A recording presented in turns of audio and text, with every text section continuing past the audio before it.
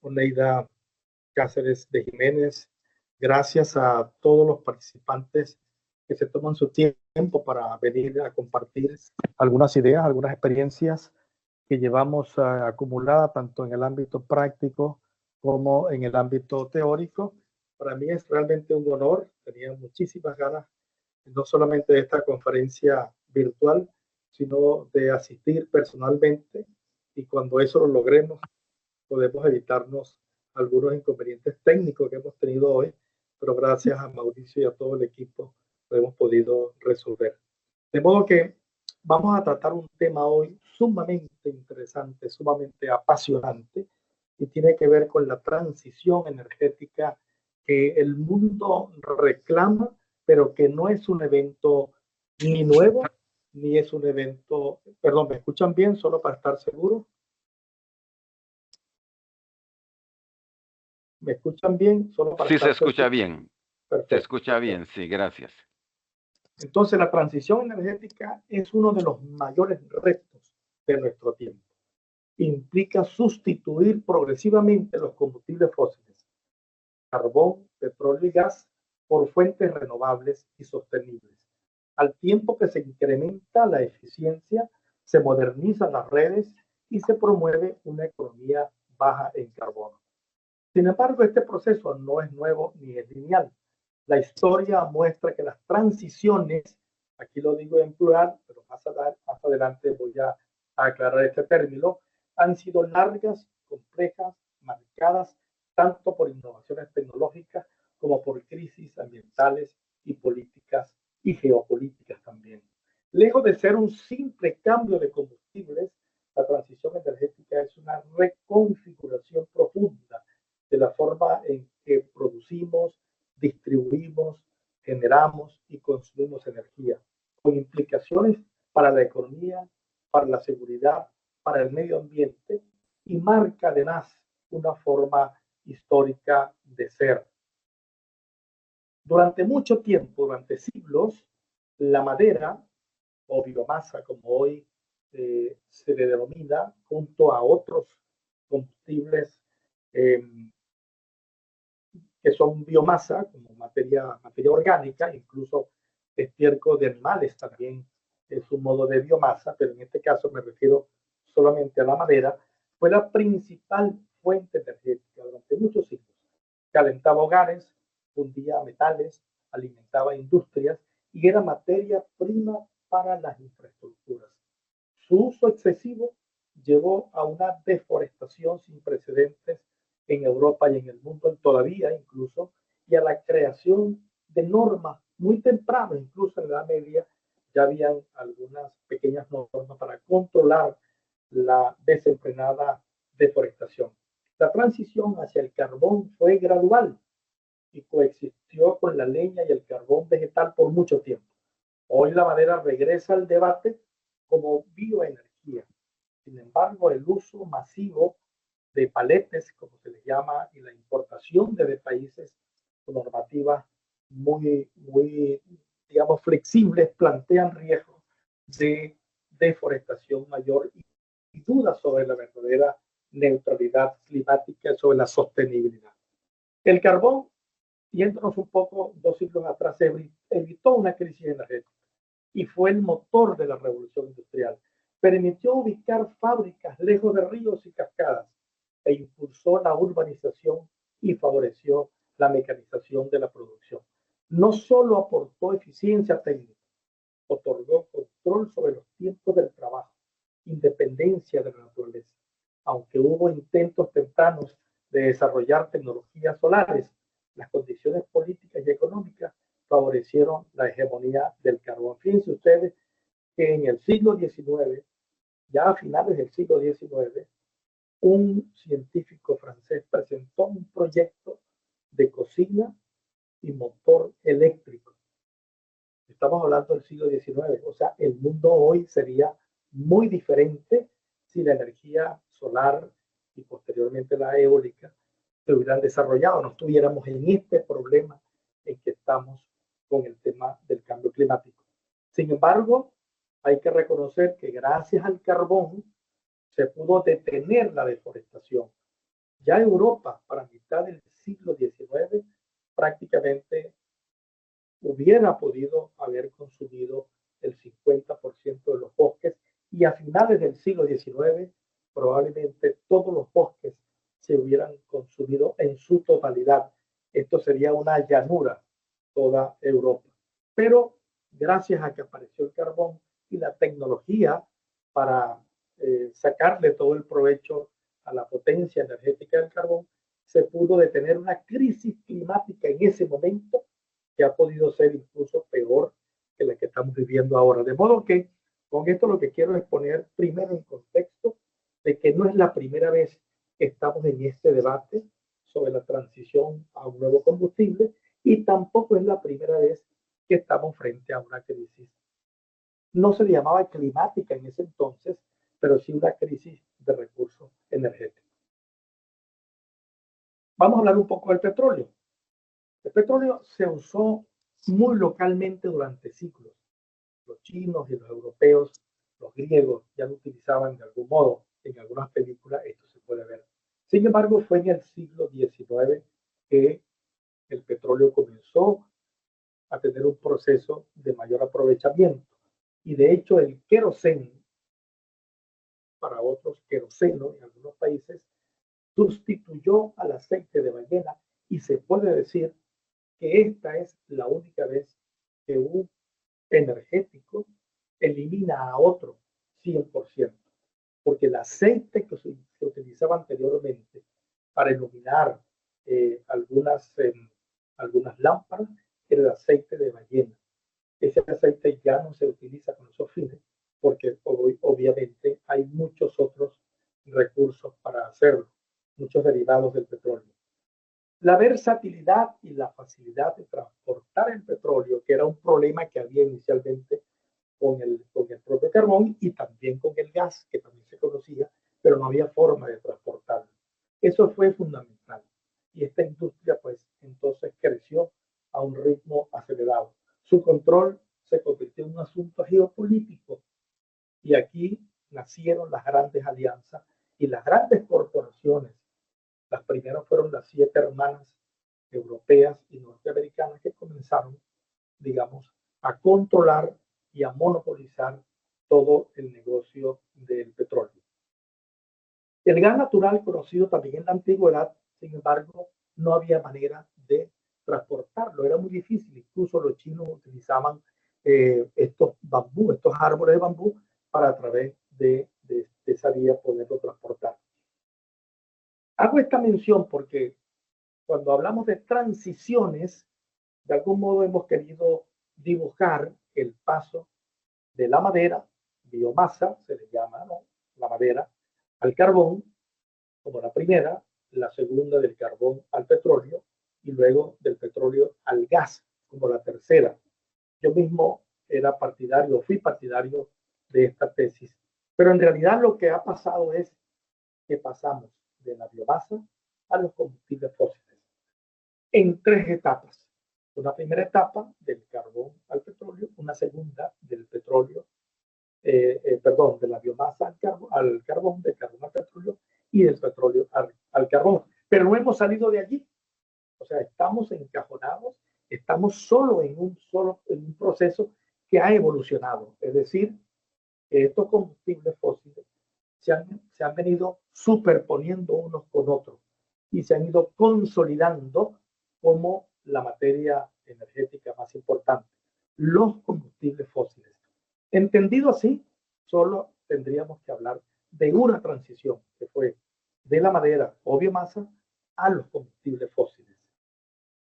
Entonces, aclarado este punto, vamos a llegar ahora a dónde es que comienza a debatirse este tema con profundidad de los combustibles fósiles. Hay que remontarse a la primera gran crisis del petróleo, que fue en la década de los 70. Después de la Segunda Guerra Mundial, de alguna manera, Europa y los países exportadores vivieron una especie de paz en el mercado, porque los precios, aunque eran bajos, los precios del petróleo estaban entre 3 y 4 dólares.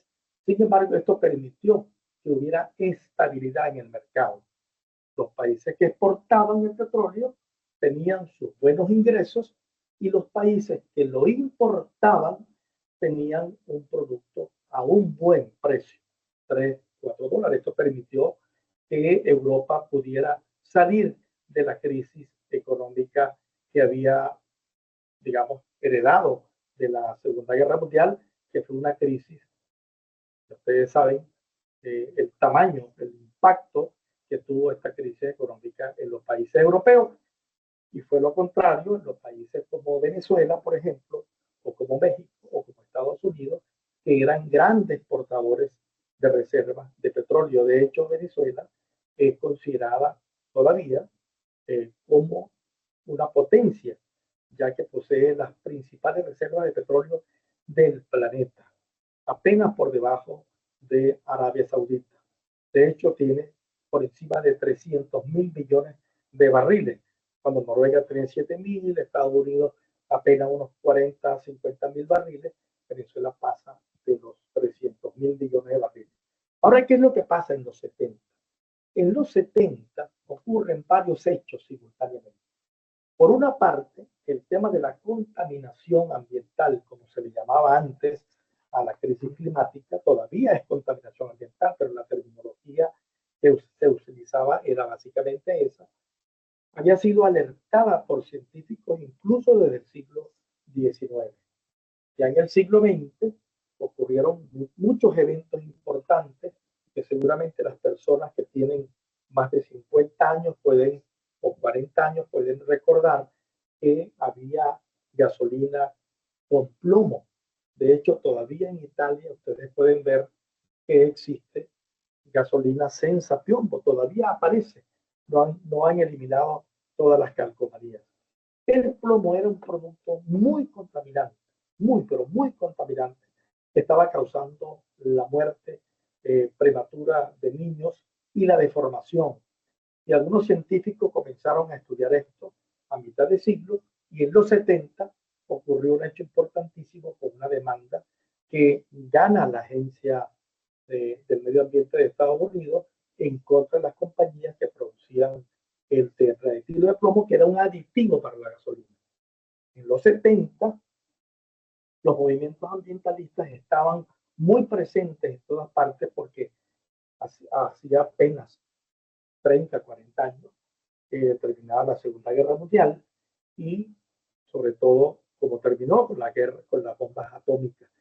Y aquí en Europa había una especie de crecimiento atómico en todos los países que querían tener su bomba atómica.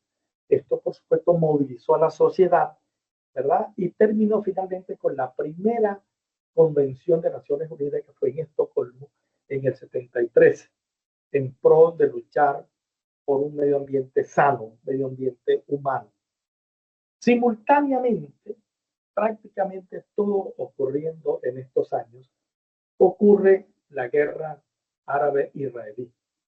Esto fue un hecho prácticamente que cambia la historia y la evolución del mercado de los combustibles fósiles, y marca el nacimiento del interés de buscar nuevas fuentes de energía que no fueran fósiles, sino renovables. Los países árabes, Siria y Egipto, invaden Israel en la fiesta del Yom Kippur. Esto genera el apoyo de Occidente a Israel, y los países árabes se unen y bloquean el canal de Suez, y se genera una crisis sin precedentes que hubiera sido peor incluso, o fue peor de lo que pudo haber sido cerrar el canal ahora cuando Estados Unidos atacó a Irán. Esto cambia todo porque Europa dice, no, tenemos que buscar otras fuentes de energía y otros proveedores de energía. No podemos estar solamente centrados en los países árabes, porque ya se sabe que aquí no hay estabilidad. Además de eso, recuerden ustedes que se creó el Estado de Israel, y ya comenzaron todos esos movimientos en el Medio Oriente. En el Reino Unido era el que controlaba parte del negocio petrolero en los países árabes. Se produce la revolución en Irán, se derrota al Shah, que era un aliado de Occidente, de Israel, y todo cambia. todo cambia para siempre, todo cambia para siempre. El petróleo que costaba $3 pasó a costar 7, después 9, después 17, después $25. Eso es como que ustedes ganen hoy $5,000 y en 2 semanas ustedes ganen $500,000 mensuales. Es decir, toda una locura absoluta, y esto desató una inestabilidad política y económica sin precedentes, incluso en los países que tenían estabilidad y mucho petróleo, porque comenzó, digamos, la corrupción. Es decir, toda esa estabilidad de 40 años se terminó, se acabó.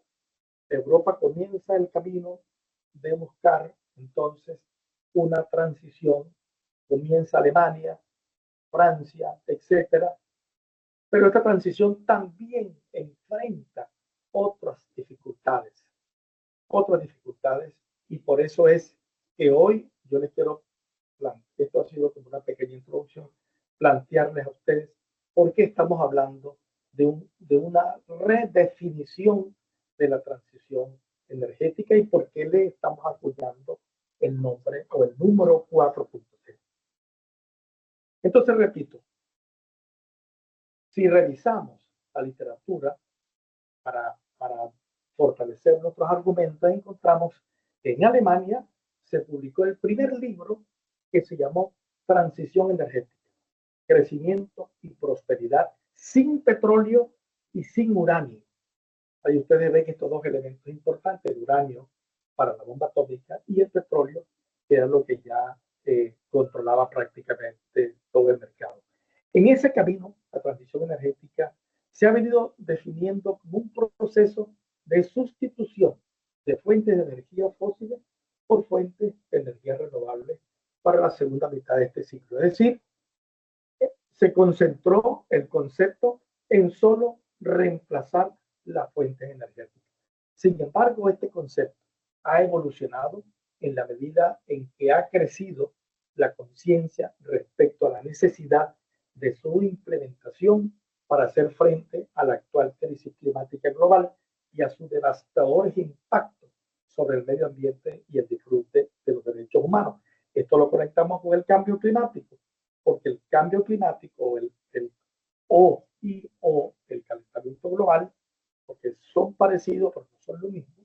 El calentamiento global, en la medida en que se ha incrementado la quema de combustibles fósiles, hoy por hoy el 80% del mercado energético está controlado por los combustibles fósiles. Estamos encerrados en un invernadero, quemando y quemando a diario, generando emisiones y generando, por supuesto, una crisis ambiental sin precedentes. Sobre esto no me voy a detener, porque creo que ustedes seguramente ven las noticias, ven los programas y se dan cuenta por qué ocurren tantos fenómenos meteorológicos y por qué están ocurriendo tantos desastres en el medio ambiente. Y tiene que ver, obviamente, que el sistema climático está completamente desbalanceado. Entonces, la conocida gravedad del uso de energías a base de carbón fue abordada en la Asamblea General de Naciones Unidas, ahora apenas en septiembre del año pasado, y allí se aprobó el Pacto para el Futuro. Es un acuerdo que en su artículo o su acción 9 literal C destaca la necesidad de abandonar los combustibles fósiles en los sistemas energéticos mediante una transición justa, ordenada y equitativa. Se subraya la importancia de acelerar las medidas durante esta década crucial para alcanzar emisiones netas cero a más tardar en el 2050. En consecuencia, con los datos científicos más recientes, este compromiso reafirma la emergencia y la conciencia que se ha venido creando sobre este particular.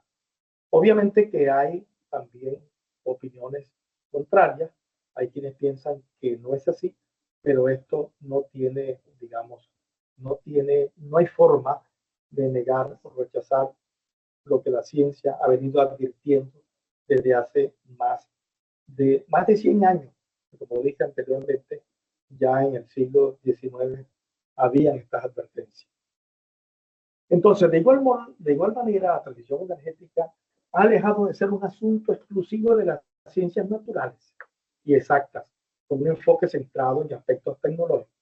Los enfoques sociales, económicos, políticos, jurídicos, financieros e incluso culturales han adquirido una relevancia crucial, haciendo indispensable una visión integral y holística bajo un enfoque sistémico, multidimensional y multiactor para asegurar su viabilidad. La reciente y mayor encuesta de opinión pública sobre el cambio climático de la historia, cuyo nombre es Voto Popular por el Clima 2024, patrocinada por las Naciones Unidas y desarrollada por un equipo de la Universidad de Oxford, lo confirma. El 80% de los encuestados en todo el mundo exigen, quieren, solicitan, desean que sus gobiernos pongan en práctica medidas más contundentes para abordar el cambio climático. Los resultados de este estudio sintonizan con las movilizaciones de personas de todas las edades en cientos de ciudades alrededor del mundo que exigen acciones inmediatas y efectivas para combatir el calentamiento global y acelerar el abandono de los combustibles fósiles.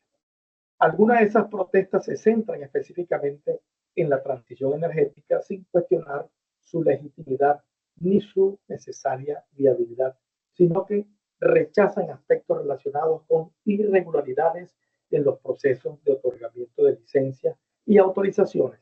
Además, se han planteado críticas respecto a los impactos ambientales de ciertos proyectos eólicos y solares, como la afectación de la biodiversidad en algunos contextos. Esto también es una realidad.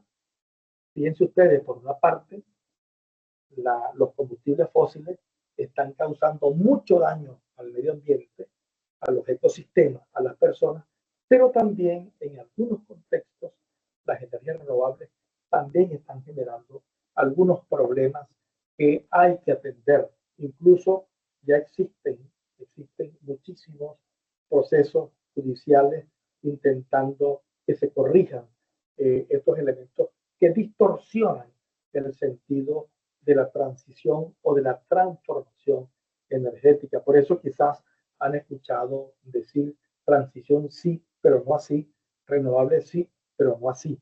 Cuando usted instala paneles solares en lugares inapropiados o aerogeneradores en lugares inapropiados, donde pasan regularmente aves o donde existen paisajes o existe turismo, ¿verdad? Que se ve afectado por estos aerogeneradores, evidentemente que se genera ahí algún problema. Pero no solamente esto. Por ejemplo, en el caso de Noruega, un país, como todos sabemos, desarrollado y que tiene un avance importante en la transición energética, sobre todo en energía limpia hidroeléctrica, no tanto en solar y eólica, aunque sí, pero todavía no al nivel que ellos aspiran. Ellos autorizaron la construcción en, en la zona donde viven los pueblos Sami, que es un pueblo aborigen, que tiene más de 1500 años viviendo en estas regiones al norte de Escandinavia, y esta licencia se otorgó en sus territorios. Esa demanda comenzó en el 2013 y terminó en el 2019, donde la Suprema Corte les otorga por unanimidad la razón a los pueblos samis, dado que ese parque eólico se construyó primero sin su autorización, porque como ustedes saben existe ahora, pero no ahora, existe desde, el, desde, el, desde, el, desde que la OIT aprobó la, el convenio 169, la protección de los pueblos indígenas, de sus culturas, de sus tradiciones, y sobre todo que debe tomarse en cuenta su opinión a la hora de instalar cualquier tipo de infraestructura que les pueda afectar su vida. Entonces, ¿qué sucedió?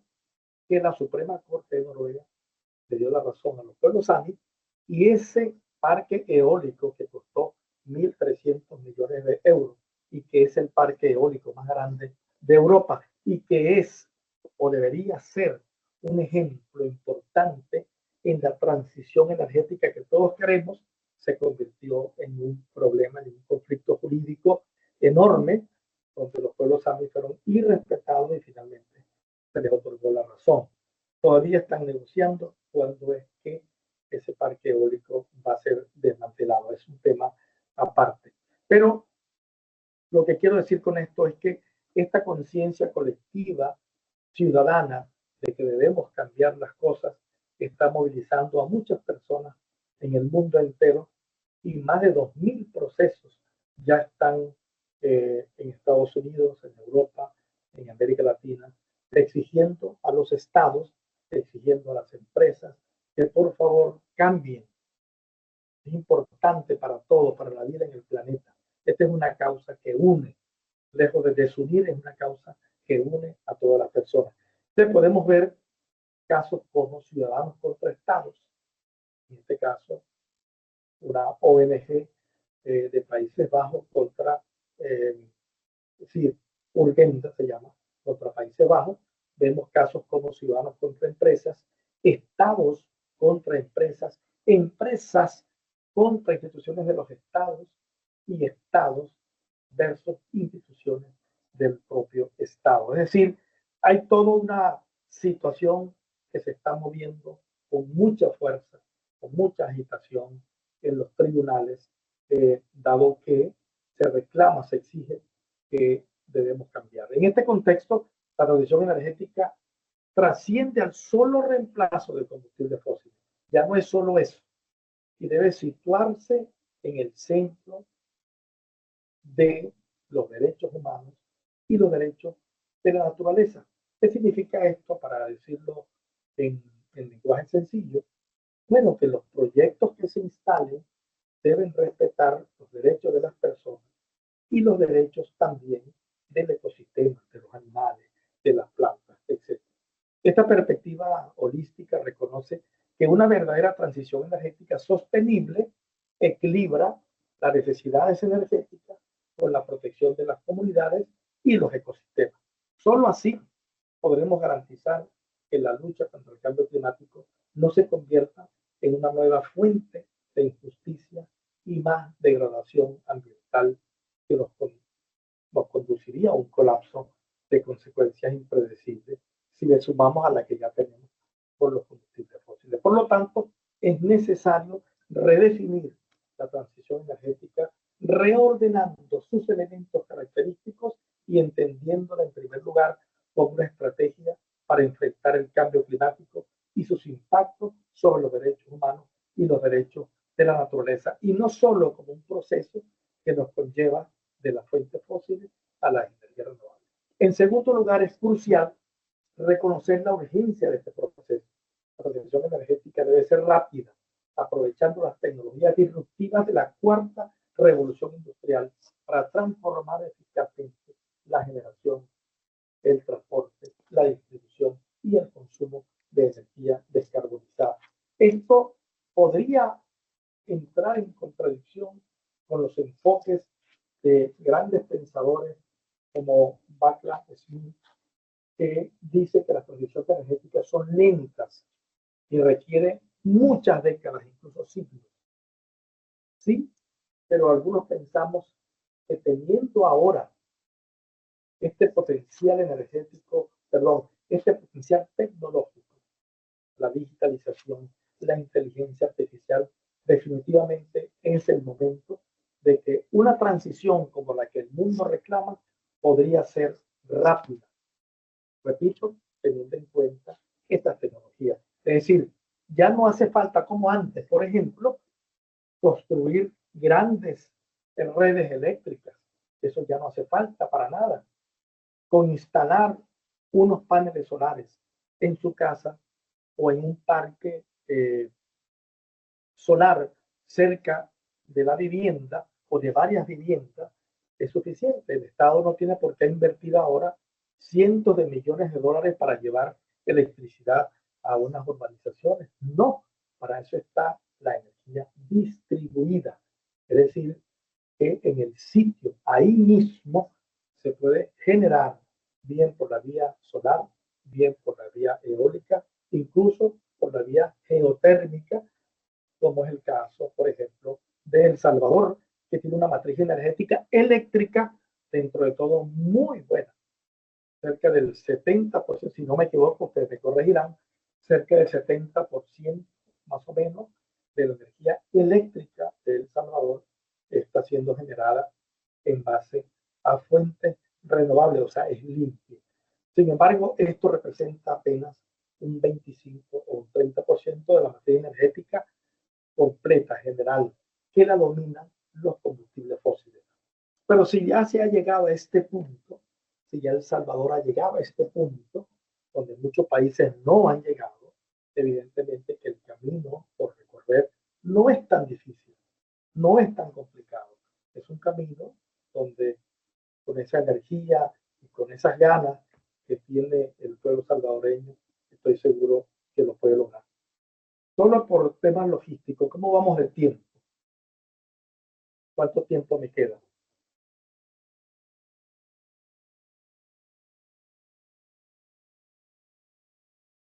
¿Sí? Mauricio, Hola, hola. ¿cómo voy de, cómo voy de tiempo? 40 minutos van. Te queda, digamos, 30, como 50 más de Bueno, bien. ponencia. Se escucha bien, no hay problema, ¿cierto? Sí. Perfecto, sí. Entonces, por favor, vayan anotando sus preguntas, sus inquietudes para que al final En el podamos. chat las pueden hacer, ahí ya indicamos ahí en el chat y registran la asistencia también, por favor, ahí está el formulario de asistencia y ahí se les va al correo que pongan en el formulario, se les va a enviar después la presentación de la parte ahora que nos va a compartir el profesor. Perfecto. Entonces, ahora bien, todo esto no es tan fácil hacerlo, estamos claros en eso. No es fácil, definitivamente. Por eso estamos nosotros promoviendo desde la red académica que yo presido y con otros sectores y universidades varios eventos ahora en México, tres eventos, perdón, en Ciudad de México, uno en Guadalajara, uno en Puebla, uno en Querétaro, intentando tender puentes y crear diálogo, porque no podemos simplemente nosotros eh, hablarnos entre nosotros mismos, eh, quizás pensando que tenemos la verdad absoluta y de pronto sí, una parte quizás sea, pero a lo mejor otra parte no es así. Entonces debemos escuchar también al empresario, debemos escuchar a las comunidades, debemos escuchar a los profesores, debemos escuchar a los alcaldes para ver cómo entre todos debatimos este tema que es tan urgente para todos, porque no es solamente para unos sí, para otros no, porque esto es un beneficio colectivo. Su implementación pasa por todos estos debates, pasa por disponer de las tecnologías, pero también pasa por disponer de un marco normativo, de un marco que permita eh, proteger las inversiones, que permita proteger a las comunidades y que permita entonces que se desarrolle en un ambiente de confianza y de estabilidad jurídica. En el ámbito constitucional, y esto a nivel de información muy importante, al menos 20 países de la región han incorporado en sus cartas magnas garantías para el derecho a un medio ambiente sano, que en definitiva es lo que todos buscamos. Es decir, que por la vía de los derechos, que por la vía de la jurisprudencia o por la vía del reconocimiento de políticas públicas, por la vía del derecho constitucional de los estados, se reconozca el derecho y se proteja el derecho a un medio ambiente sano en el marco de una gama de derechos que tienen que ver también con los derechos a las generaciones futuras, el derecho a la vivienda, todo en el marco de la crisis climática. Este orden normativo de rango constitucional, complementado por los desarrollos doctrinarios y jurisprudenciales del Sistema Interamericano de Derechos Humanos, referido a asuntos de derechos humanos ambientales, como la opinión consultiva 23 de 2017 sobre medio ambiente y derechos humanos, o la reciente opinión consultiva 32 de este año, que trata justamente sobre la emergencia climática y las obligaciones de los estados frente a esta emergencia.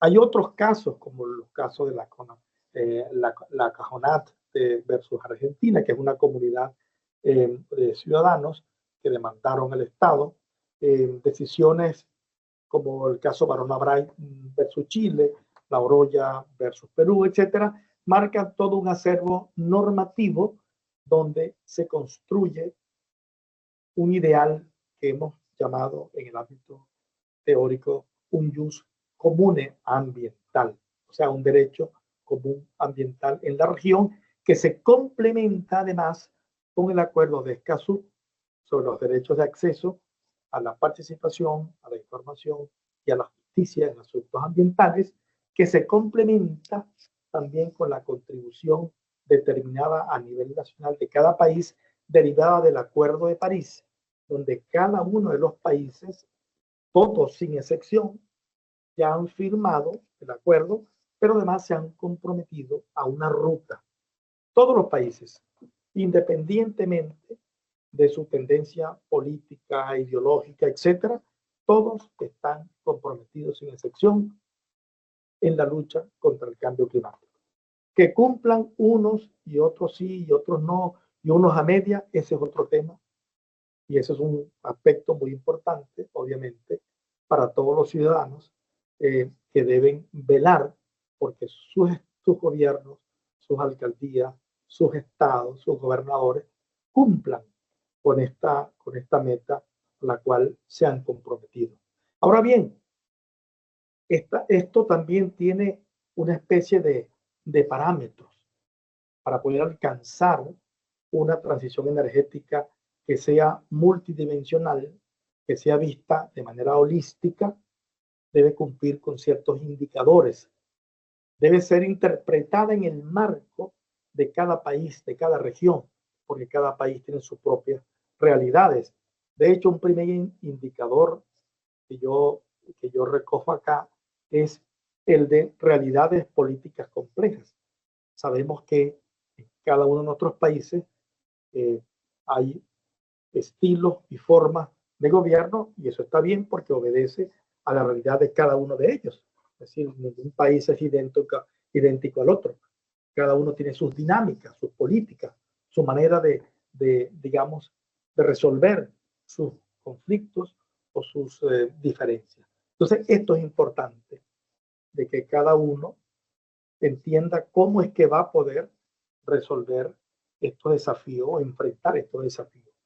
Las matrices energéticas de cada país, esto es importantísimo. ¿Cómo es cada uno?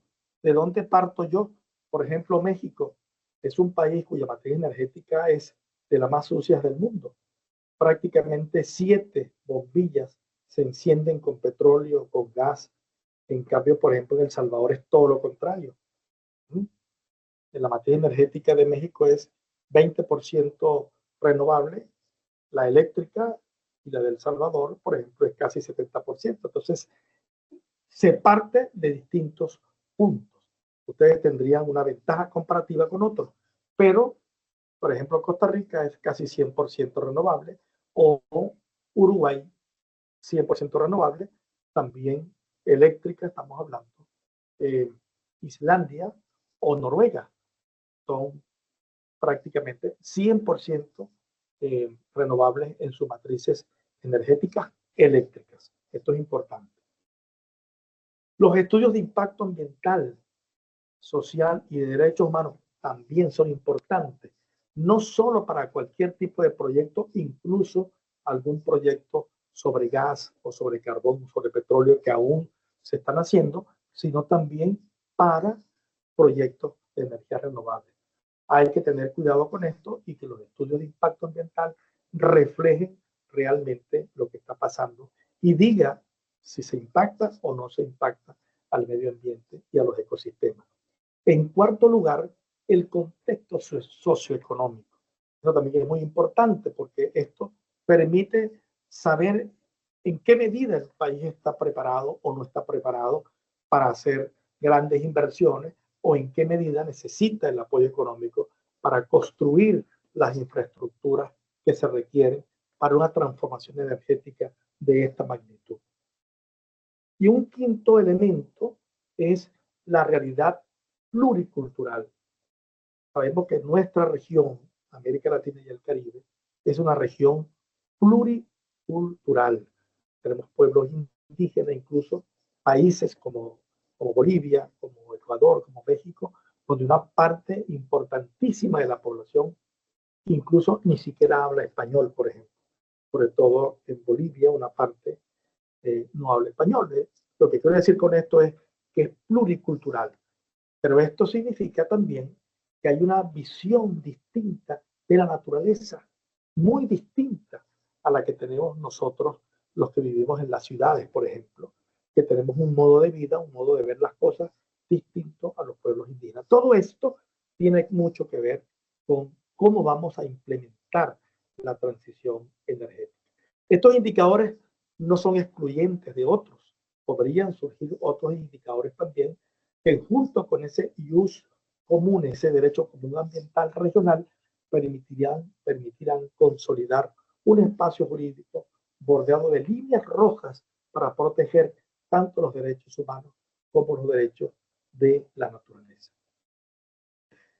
Ya en relación con cómo se ve esto frente a la lucha contra el cambio climático, tenemos que decir lo siguiente: la transición energética busca el objetivo, porque hay muchas estrategias para enfrentar el cambio climático, pero la de mitigación, que se refiere a cambiar el sistema energético, esa es mitigación, porque la adaptación es cómo lo vamos a enfrentar, cómo hago para ahora yo resistir estos climas o estos fenómenos. La transición energética es la forma más importante, hay otras, para poder enfrentar el calentamiento global y que las emisiones bajen y podamos cumplir el 1,5 grados que se estableció en el Acuerdo de París y que en todo caso no supere los 2 grados.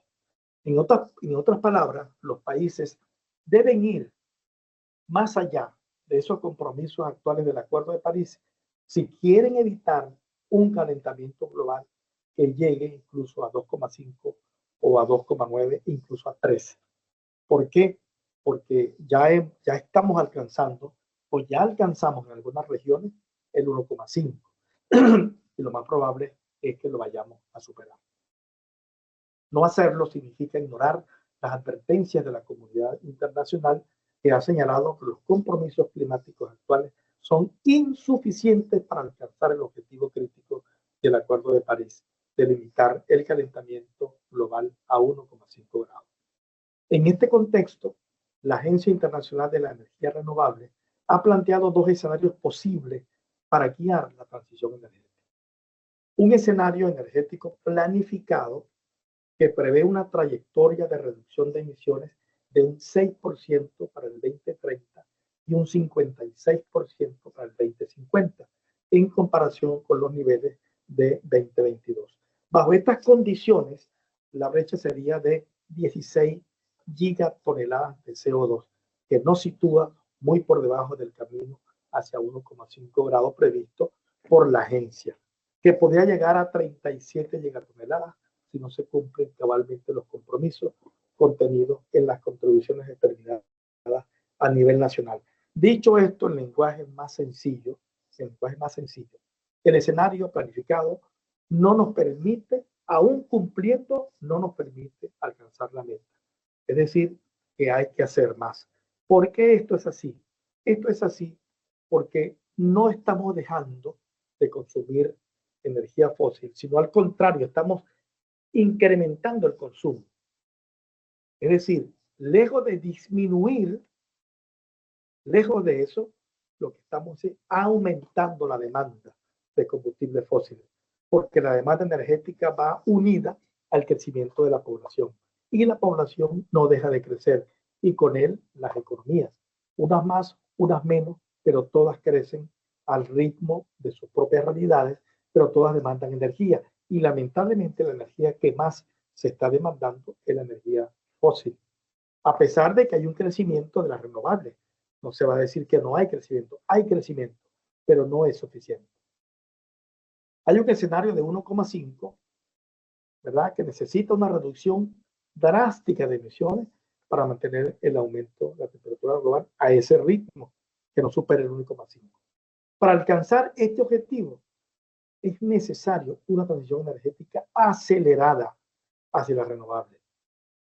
También eficiencia energética y también en la electrificación masiva de sectores como el transporte y la industria, para dejar de emitir casi 40.000 gigatoneladas de CO2, lo que es una tarea realmente complicada. Repito, a pesar de que las energías renovables han crecido, sin embargo, las energías fósiles también crecen y no solamente eso, cada vez se descubren más yacimientos de petróleo, de gas, y además de eso también algunos países como Estados Unidos, que son fundamentales, porque ustedes saben que China y Estados Unidos son los principales emisores de gases de efecto invernadero. Estados Unidos había logrado avanzar muchísimo en la inversión, en la transformación energética de las renovables, pero ahora con el presidente Trump, esto se echó totalmente para atrás y la apuesta principal es por la energía fósil. Esto evidentemente tiene un efecto cascada, porque entonces todos los países que le venden a Estados Unidos o que le quieren vender porque la demanda va a aumentar, también van entonces a meterse en la carrera de lograr mayor explotación de combustibles fósiles, llámese carbón, petróleo o gas natural. Con ello, entonces, nos encontramos, o esto define un momento crítico para el mundo, porque nos estamos lamentablemente alejando del objetivo. Y lo dijo en la COP29 el secretario general de Naciones Unidas, el señor Guterres, que dijo, nos encontramos en una autopista hacia el infierno con el acelerador a toda presión. Entonces, esa es una realidad que tenemos que conocer, que tenemos que saber, que nos desafía, que nos compromete y que nos hace un llamado a todos a tener conciencia sobre este tema y ver de qué manera. Obviamente los países petroleros que tienen muchas reservas de petróleo son los que más se resisten y uno lo entiende. Yo entiendo por qué eso es así. Si tú tienes ya un sistema energético, tú tienes un negocio ya montado, ya tú vendes petróleo, vendes carbón, vendes gas, salirte de ese negocio a montar otro negocio, es como que le digan a usted, bueno, ya usted no puede vender más arepas, empanadas o sopa o cualquier negocio que usted tenga. Ya no puede vender eso más porque está prohibido. Ah, bueno, ¿y ahora qué hago? Entonces, uno entiende de que no es fácil dejar, evidentemente, un negocio tan sólido, tan rentable como de los combustibles fósiles para irse a uno que todavía no se sabe cómo lo van a manejar.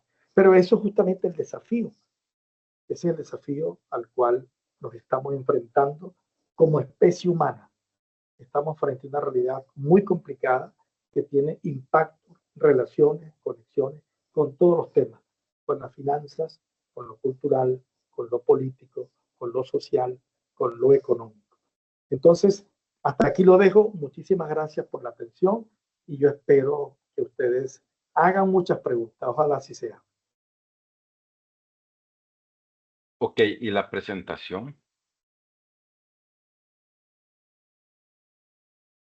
Eh, la que yo te envíe, Mauricio, Sí. ese sería para otra clase distinta. Ah, ok, perfecto. Sí. Bueno, Entonces, no sé si hay tiempo. Después de la pregunta puedo quizás en pocos minutos mostrársela sin ningún problema, si tuviéramos tiempo. No escucho nada.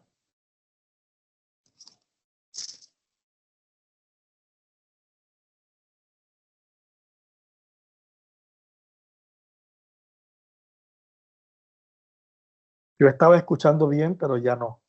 ¿Tú me escuchas a mí, Mauricio?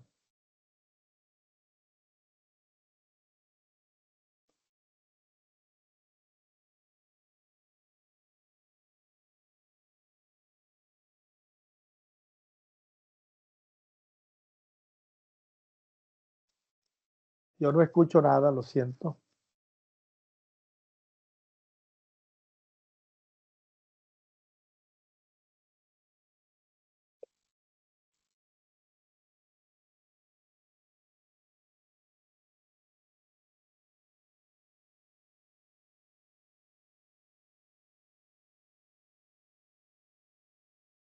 Si le informamos y ponemos el teléfono, será. Pero no estoy escuchando.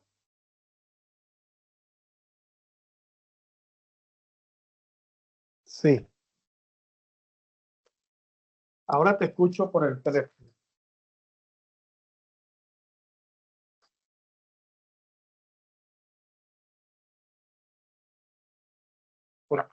Ok, porque me escuchan a mí, ¿cierto?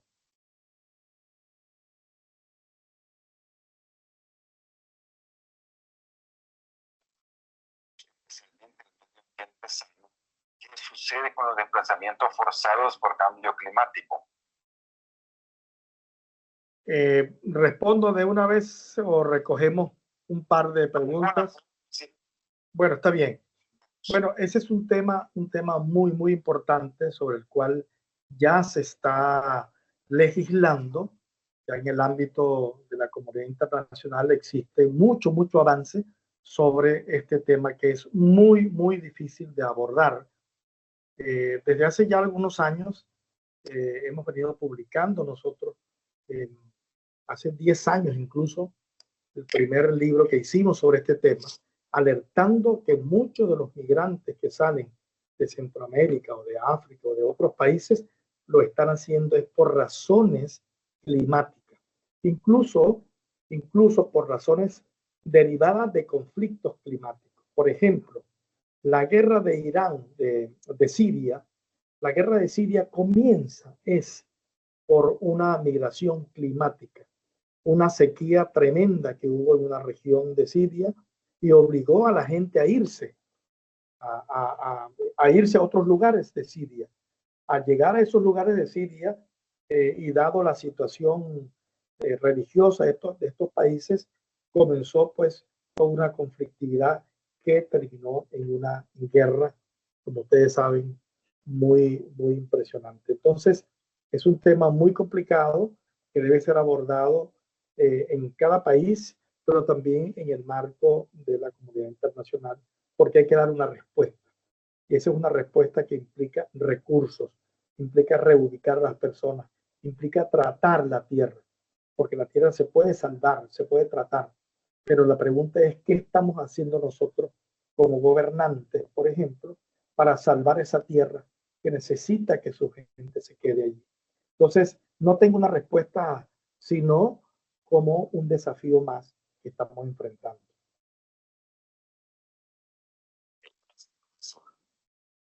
Tenemos otra pregunta. Saber un poco más sobre el Convenio de París. Bueno, eso no es una pregunta, eso ya es un curso que está solicitando la colega o el colega, porque el Acuerdo de París, en todo caso, para hacer un pequeño marco, el Acuerdo de París, sí, lo que quiero decir es que es un tema muy, muy extenso, pero en todo caso, para hacer un resumen, desde la Convención de Estocolmo del 73, se vinieron realizando muchas conferencias, muchos eventos. Se fundó la convención, eh, se fundó la convención, se fundaron una cantidad de instituciones, toda una arquitectura, toda una infraestructura, digamos, jurídica, normativa, eh, hacia los estados, también con puntos focales en los estados.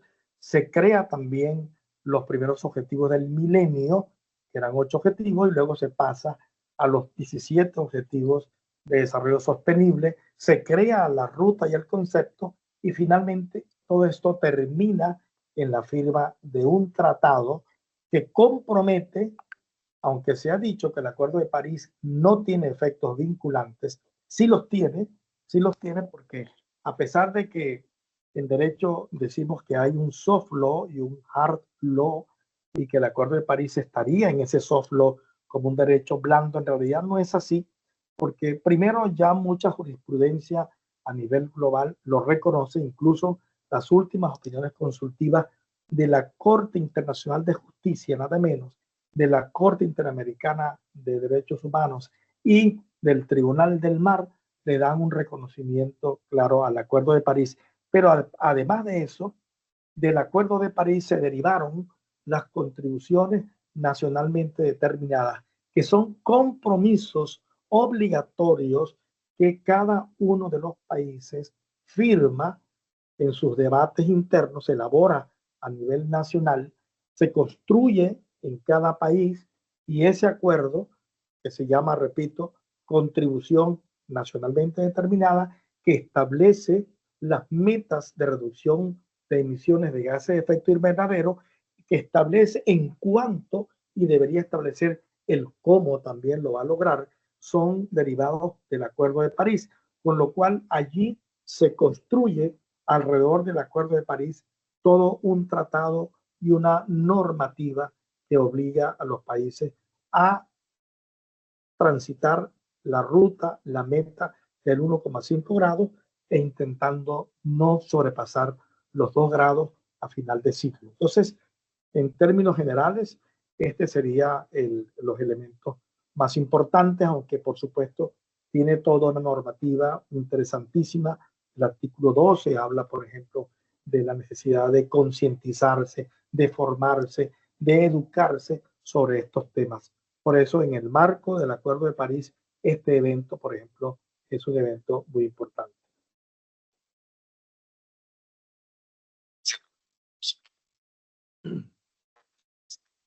¿Es demasiado tarde para evitar los peores impactos del cambio climático? Sí y no. Sí, porque ya hay impactos que son irreversibles, hay impactos que no se pueden detener, no hay manera. Esto ya viene, los glaciares se están derritiendo, el nivel del mar va a aumentar, muchas islas van a desaparecer, eso ya es inevitable, pero no porque hay otros impactos que sí los podemos detener, impactos de grandes dimensiones que probablemente todavía no están completamente cocinados, pero que vienen. Esos podríamos nosotros detenerlos. Algunos impactos sí y otros impactos no. Esa sería la respuesta.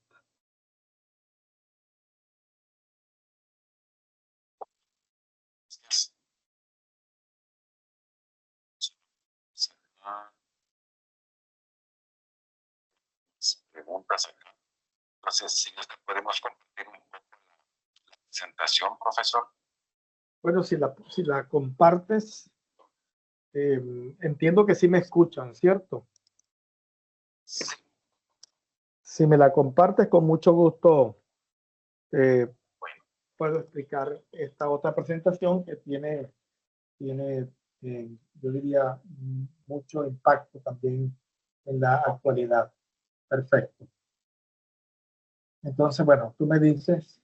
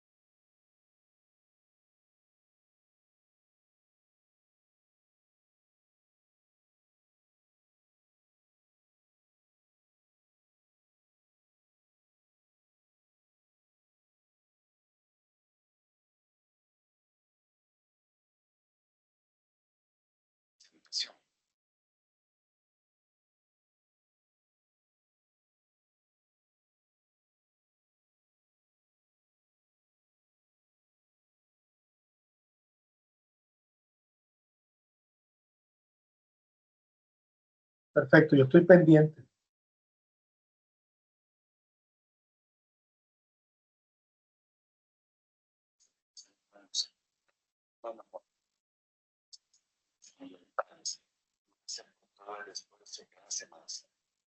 Sí, señor. Una jueza muy, muy querida, muy admirada en nuestro círculo por su compromiso y su trabajo en Así es, así es. Bueno, exactamente, exactamente. Entonces, entiendo que ya está la presentación. Muy bien. Esta presentación, sí les pido que pongan mucha atención porque es un tema eh, muy, muy nuevo en cuanto a su enfoque, a su tratamiento. Y yo lo he llamado el cambio climático bajo fuego cruzado, y voy a explicar el nexo entre clima, conflicto, conflicto y clima. Entonces seguimos, avanzamos con la siguiente diapositiva. Bien, vamos a hablar entonces, vamos con la siguiente. Estos dos nexos y luego las conclusiones. Bien, esto lo mencioné hace un rato. Dice Antonio Guterres en la COP29, dijo, estamos en una encrucijada hacia el infierno climático, con el pie en el acelerador. Sin comentario, vamos con la siguiente lámina. Bien, lo que más se ha estudiado hasta ahora es el nexo clima-conflicto, y de hecho, en la presentación anterior hice referencia, mejor dicho, en alguna respuesta hice referencia al conflicto de Siria, por ejemplo, ¿no? Cómo el clima tiene el potencial de actuar como un multiplicador de riesgos. La opinión consultiva de la Corte Interamericana 32, publicada hace pocos días, también lo reconoce en el párrafo 97. El cambio climático actúa como un multiplicador de riesgos. Ha sido ampliamente estudiado desde la década de los 90. Incluso el IPCC, que es el panel intergubernamental sobre cambio climático, que reúne a más de 5.000 científicos del mundo, en su informe de evaluación de 2014, ya lo establece en el capítulo sobre seguridad humana. La siguiente, por favor.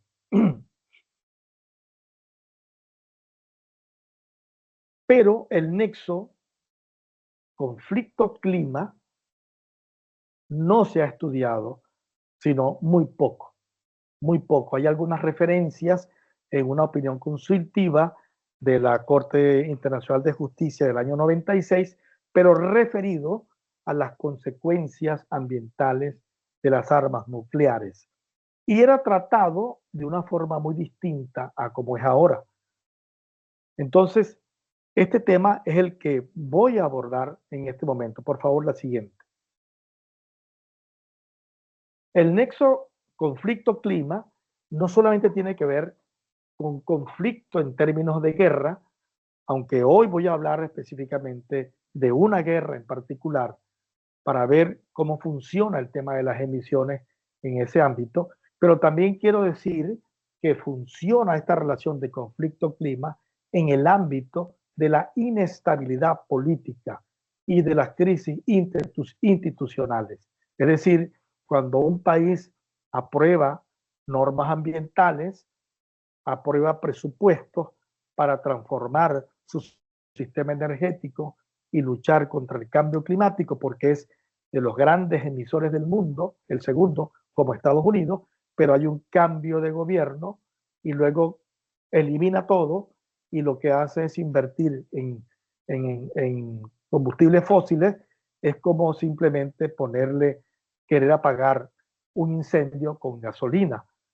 O también otros países, no solamente el caso de Estados Unidos, también ocurrió en Brasil cuando llegó Lula la primera vez, aprobó una cantidad de normativas en favor del medio ambiente, cuando llegó Bolsonaro las eliminó, cuando llegó Lula las volvió, por cierto, a activar algunas medidas en favor de los combustibles fósiles, fíjense ustedes, ¿no?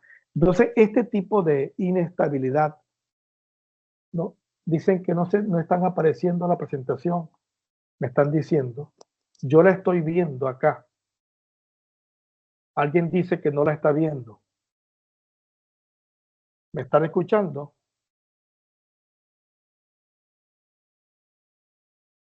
Mauricio. Dice que solo se ve el recuadro en blanco.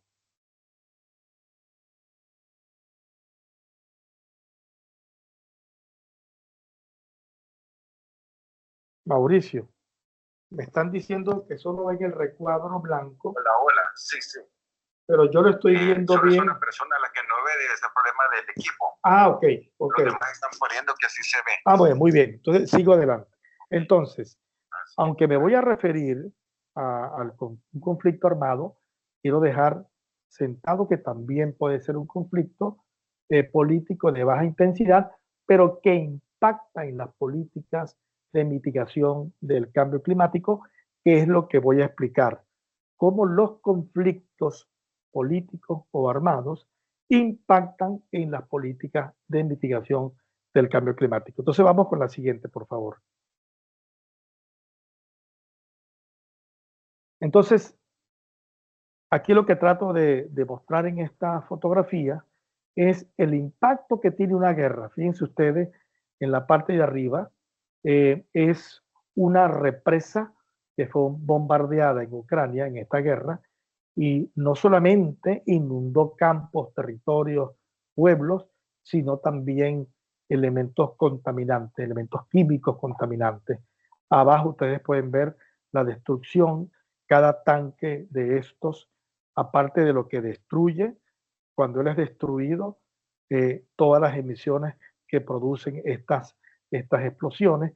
La quema de bosques es lo más terrible porque los bosques tienen la capacidad de capturar CO2.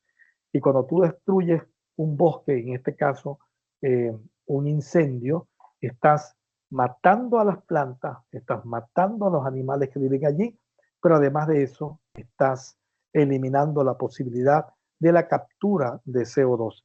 Entonces son cantidades enormes de CO2 que se emite por concepto de las guerras. La siguiente, por favor.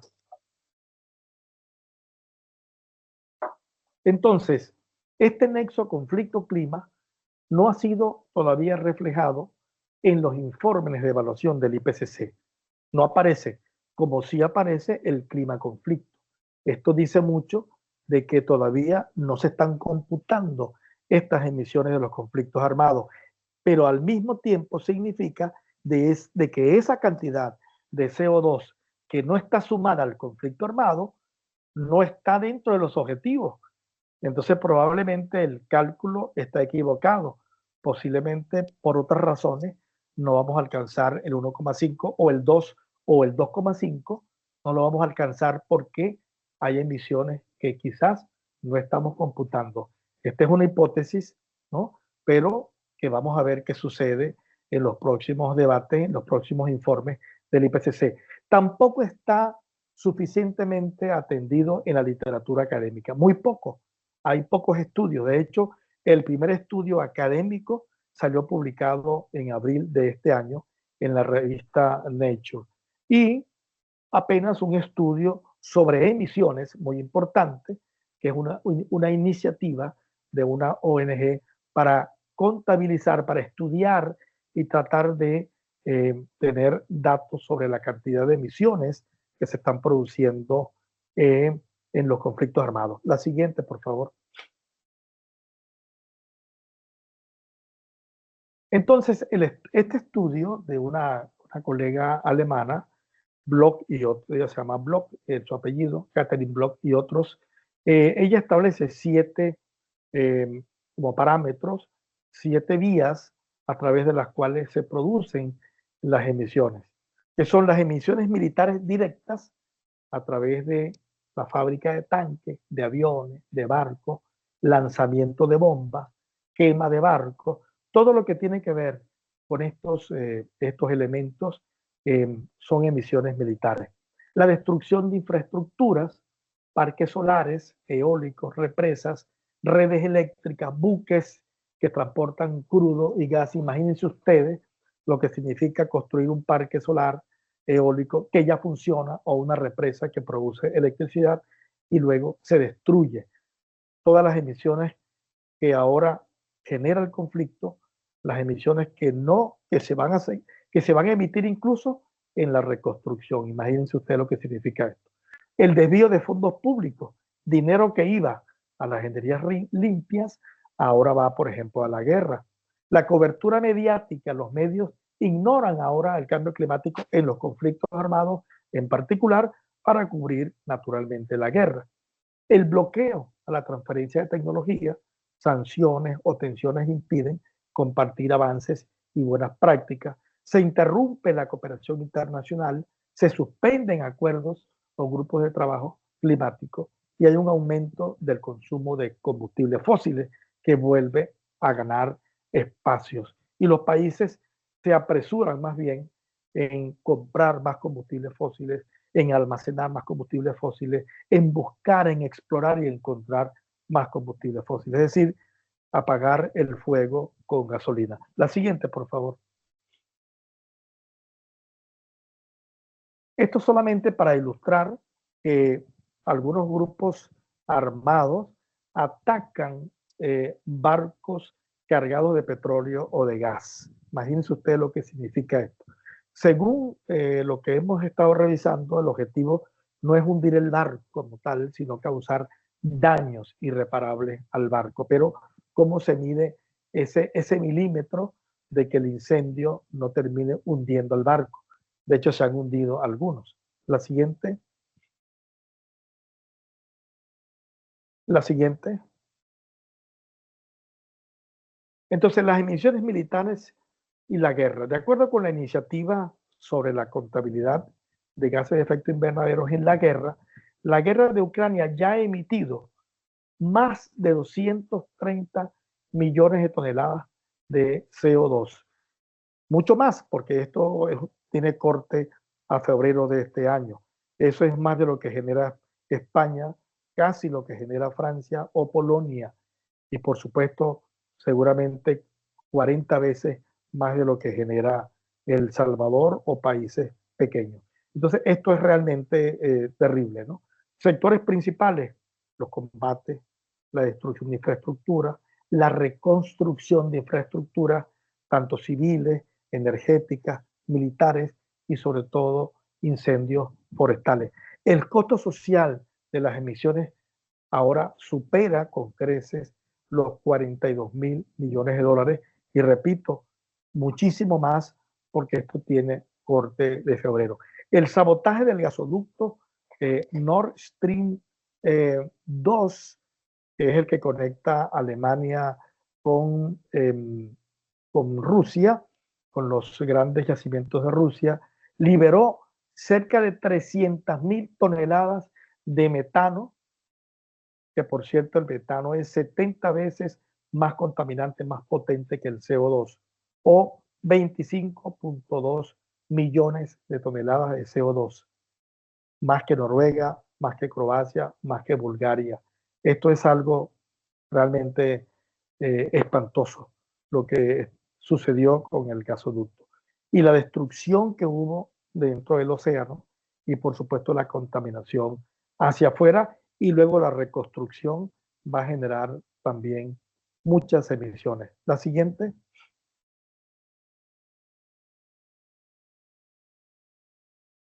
Y un elemento importantísimo es que las emisiones militares no se contabilizan, porque forma parte de las excepciones que se negociaron por parte de Estados Unidos y otros países cuando se puso en funcionamiento el protocolo de Kioto. Fue una condición. Entonces, aquí existe una clara falta de transparencia y una escasa trazabilidad del uso de los combustibles militares. No se sabe con exactitud, se especulan, se dan algunas cifras, pero no hay claridad de cuánto es. La siguiente.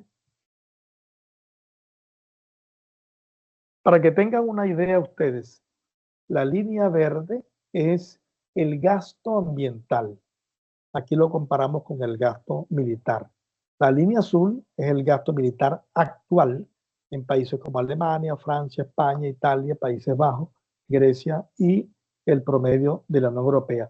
Y vean ustedes el gasto militar al 2035, cómo se va a disparar de una manera increíble.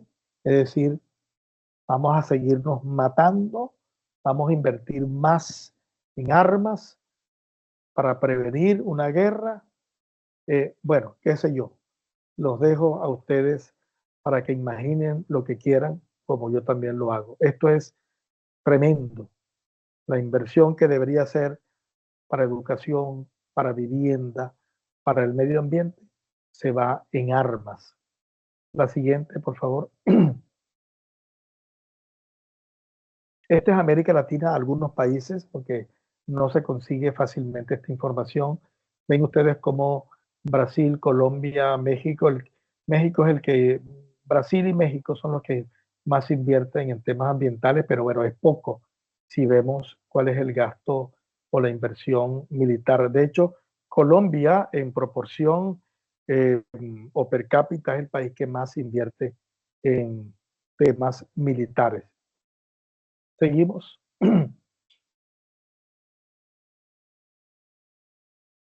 Y lamentablemente el número de conflictos no deja de crecer. Esto es la otra cara de la moneda. Lejos de ir en dirección a la paz, a la estabilidad, a la tranquilidad, vamos es incrementando los conflictos.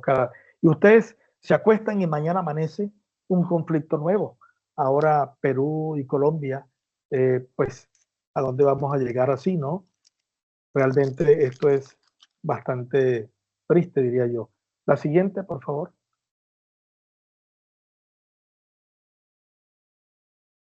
La destrucción de infraestructura es una de los efectos de las acciones de guerra que más genera emisiones, porque estamos hablando de que se atacan refinerías, pozos petroleros.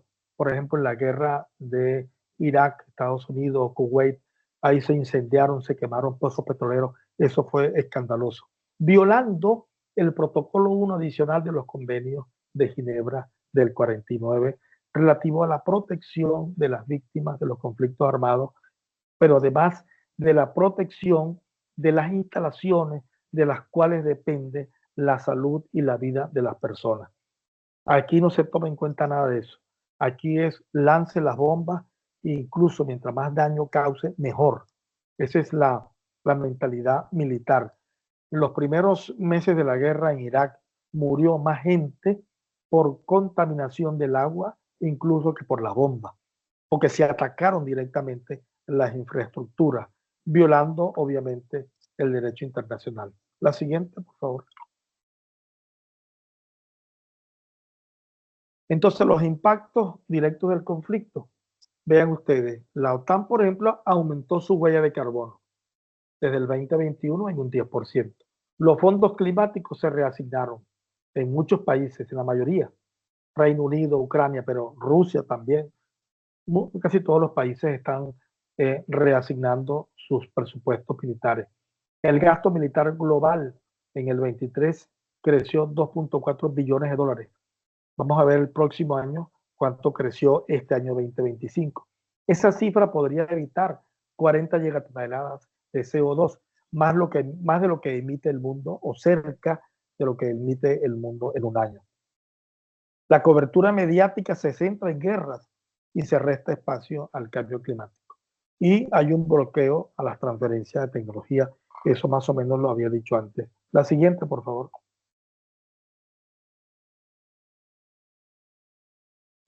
Y este tema es importantísimo, la reducción de la cooperación internacional, porque definitivamente es allí, en esos foros, donde se logran estos acuerdos importantes. Por ejemplo, China suspendió la cooperación climática con Estados Unidos por tensiones políticas. Rusia bloqueó a la Unión Europea como sede de la COP29. La desconfianza en el sur global ante el incumplimiento de la financiación climática. No cumplen. Se comprometen los países grandes contaminadores a 100.000 millones, luego a 180.000 millones, pero no se ve ese dinero para poder transformar nuestras economías. La pérdida del diálogo efectivo y el aumento de la fragmentación. Ese es un elemento que lo estamos viendo ahora muy fuerte. El ascenso de grupos políticos negacionistas del cambio climático. La siguiente.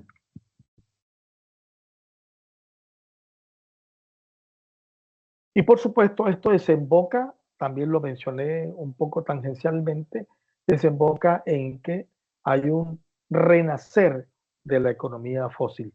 China, Namibia, Guyana, India, Brasil han descubierto grandes reservas de petróleo y gas. Brasil subastó bloques petroleros, incluso en la propia Amazonía, mientras se prepara para celebrar y organizar la COP30. Ha habido crítica por falta de estudios de impacto ambiental y la consulta a las comunidades indígenas. El riesgo estimado es de que se van a quemar allí cerca de 11.000 millones de toneladas, se van a emitir de CO2. Y una cosa gravísima es que el Senado aprobó lo que se llama la ley de la devastación, que reduce las exigencias ambientales para otorgar licencia.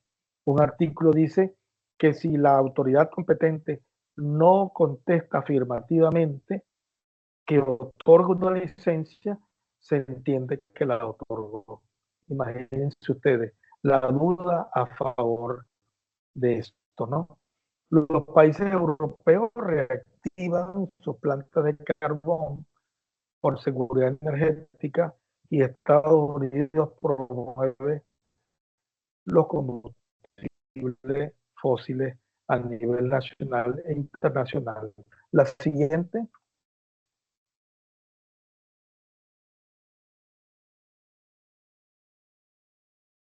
Sí, la siguiente lámina.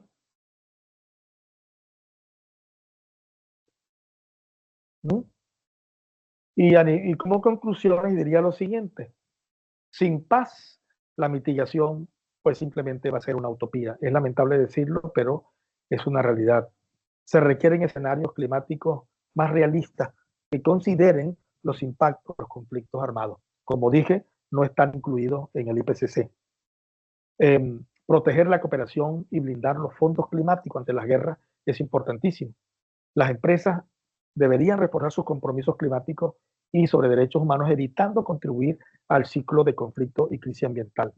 Y sobre todo, la debida diligencia empresarial debe incluir riesgos climáticos y riesgos políticos. Y la última, por favor, es que la última lámina, esto nos conduce a un conflicto geopolítico que crea un círculo vicioso. Clima, conflicto, conflicto, clima, clima, conflicto. Es decir, mientras el clima más lo dañamos, la gente más se desplaza o esto nos conduce a guerra. La guerra destruye el cambio climático, contribuye y crea más desplazamiento. Es decir, un círculo vicioso de más emisiones y más conflicto.